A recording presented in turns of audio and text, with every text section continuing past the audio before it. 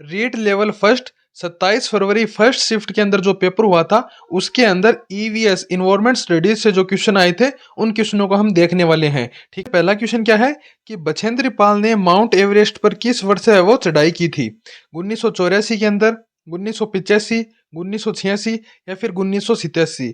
तो बछेंद्री पाल ने mount Everest पर जो चढ़ाई है वो 1984 के अंदर की थी। ठीक है, आपने जो आंसर किया है वो भी आप साथ साथ में कमेंट करते रहिए। ठीक है, तो बछेंद्री पाल ने माउंट एवरेस्ट पर 1984 में चढ़ाई की थी। ऑप्शन ए जो है वो इसका राइट आंसर हो जाएगा। ठीक है, फिर उसके बाद अगला प्रश्न क्या है कि जमुनापरी जैसी दिखने वाली बकरी की नस्ल है वो कौन सी है? बिट्टल, मारवाड़ी, जखराना या फिर सिरोही? तो जमुनापरी जैसी दिखने वाली बकरी की नस्ल कौन सी है? बिट्टल नस्ल जो है वो जमुनापरी के जैसे है वो दिखाई देती है। ठीक है, बिट्टल नस्ल, ऑप्शन ए जो है वो इसका राइट आंसर है। ठीक है, फिर अगला प्रश्न क्या है कि पृथ्वी का सबसे बड़ा पारिस्थितिकी तंत्र क्या है? ठीक है, पृथ्वी का सबसे बड़ा पारिस्थितिकी तंत्र है वो कौन सा है? जीवमंडल है, जलमंडल है, स्थलमंडल है या फिर जीवोम है? तो क्या हो जाएगा? पृथ्वी का जो सबसे बड़ा पारिस्थितिकी तंत्र है वो क्या हो जाएगा? जीवमंडल हो जाएगा। ठीक है, ऑप्शन ए जो है वो इसका राइट आंसर होगा। क्या होगा? जीवमंडल हो जाएगा। ठीक है, जीवमंडल। उसके बाद अगला क्वेश्चन है कि उन दांतों के नाम बताइए जो छेदने और फाड़ने में सहायता करते हैं। ठीक है, उन दांतों का नाम बताइए जो छेदने और फाड़ने के काम आते हैं। कृतक दांत, रदनक दांत, प्रीमोलर दांत या फिर मोलर दांत? तो कौन से दांत हो जाएंगे? वो हो जाएंगे रदनक दांत। ठीक है, रदनक जो दांत होते हैं वो छेड़ने और फाड़ने में सहायता करते हैं। ऑप्शन बी जो है वो रदनक दांत जो है वो इसका राइट आंसर हो जाएगा। ठीक है, उसके बाद हमारा अगला क्वेश्चन क्या था कि कौन सा किला जो है गट बिठी के नाम से जाना जाता है? गट बिठली के नाम से जाना जाता है। तारागढ़, मेहरानगढ़, अचलगढ़ या फिर कुंभलगढ़? तो गट बिठली के नाम से कौन सा किला जाना जाता है? वो जाना जाता है तारागढ़। ठीक है, अजमेर वाला, अजमेर का तारागढ़ जो किला है वो अजय मेरू या फिर गट बिठली दुर्ग के नाम से जाना जाता है। ठीक है, तो राइट आंसर क्या हो जाएगा? तारागढ़ जो है वो राइट आंसर हो जाएगा। ठीक है, फिर अगला क्वेश्चन क्या है कि मानव पर्यावरण का कौन सा घटक नहीं है? मानव पर्यावरण का कौन सा घटक है वो नहीं है? भूमि, धर्म, समुदाय या फिर जनसंख्या? तो मानव पर्यावरण का कौन सा घटक नहीं है? कौन सा हो जाएगा? भूमि जो है वो मानव पर्यावरण का घटक है वो नहीं है। ठीक है, भूमि जो है वो इसका राइट आंसर हो जाएगा। धर्म, समुदाय और जनसंख्या जो है वो मानव पर्यावरण के घटक हैं। ठीक है, ऑप्शन ए जो है वो इसका राइट आंसर होगा। अगला प्रश्न है कि इनमें से कौन से जानवर लद्दाख में नहीं पाए जाते हैं? जंगली बकरियां, जंगली भेड़, याक या फिर ऊंट? तो कौन से जानवर जो हैं वो लद्दाख में नहीं पाए जाते हैं? राइट आंसर क्या हो जाएगा? ऊंट हो जाएगा। ठीक है, लद्दाख के अंदर है वो ऊंट नहीं पाए जाते हैं। ठीक है, अगला प्रश्न है कि राजस्थान का राजकीय पुष्प कौन सा है? राजकीय पुष्प है वो कौन सा है? रत, रनवाड़ा है, डेफोडिल है, रोहिड़ा है या फिर ऑर्किड है? तो आपको सबको पता है कि राजकीय पुष्प कौन सा है? रोहिड़ा है। ठीक है, राजकीय पुष्प कौन सा है? रोहिड़ा है। इसको कब मान्यता दी गई थी? ठीक है, मान्यता कब दी गई थी? 1983 के अंदर जो है वो इसको मान्यता दी गई थी राजकीय पुष्प के रूप में। ठीक है, ऑप्शन सी जो है वो इसका राइट आंसर हो जाएगा। वैज्ञानिक नाम क्या हो जाएगा? टिकोमेला अंडुलेटा इसका वैज्ञानिक नाम है। फिर अगला प्रश्न है कि निम्न में से कौन सा पर्यटन स्थल और जिला है वो सुमेलित नहीं है? फूल सागर बूंदी के अंदर है, बिल्कुल सही बात है। चंद्रमहल जयपुर के अंदर है, बिल्कुल सही बात है। किराडू मंदिर झालावाड़ के अंदर नहीं है। पांडुपोल अलवर के अंदर सही है, बिल्कुल सही बात है। किराडू मंदिर झालावाड़ के अंदर नहीं है। किराडू मंदिर कहां पर है? बाड़मेर के अंदर है। ठीक है, फिर अगला प्रश्न क्या है कि जूट जो है खालिस्तान जलवायु में सबसे अच्छा बढ़ता है, यानी जूट जो है वो किस जलवायु में है सबसे अच्छी होती है? गर्म जलवायु, शुष्क जलवायु, ठंडी जलवायु या गर्म और शुष्क जलवायु?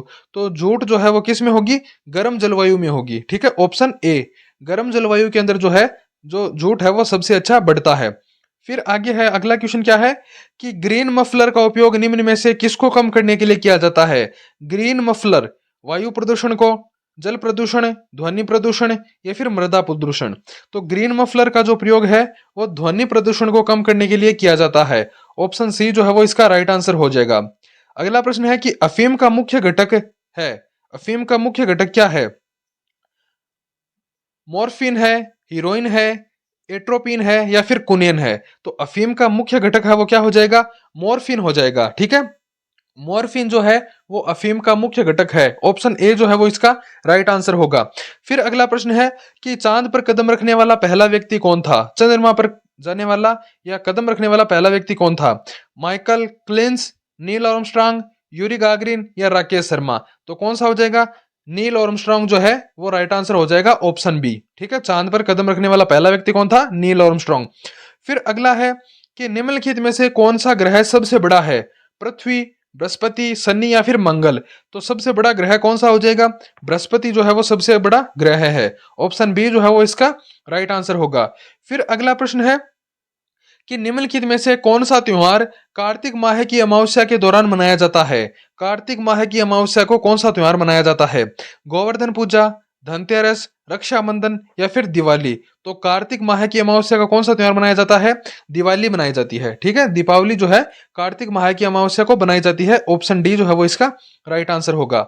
अगला प्रश्न है कि राजस्थान में कौन सा पक्षी अभ्यारण्य साइबेरियन सारस के लिए प्रसिद्ध है? साइबेरियन सारस के लिए कौन सा पक्षी अभ्यारण्य प्रसिद्ध है? रणथंभौर, किचन, सरिस्का या फिर केवलादेव घना पक्षी विहार? तो कौन सा हो जाएगा? केवलादेव घना पक्षी विहार जो है वो साइबेरियन सारस के लिए प्रसिद्ध है। ठीक है, केवलादेव घना पक्षी विहार। ठीक है, फिर अगला प्रश्न है कि निम्नलिखित में से कौन सा जो बावड़ी और स्थान है वो सुमेलित है? सही सुमेलित है। ठीक है, यहाँ पे ध्यान रखने वाली चीज होती है कि सुमेलित नहीं है पूछ रहा है या फिर सुमेलित है पूछ रहा है।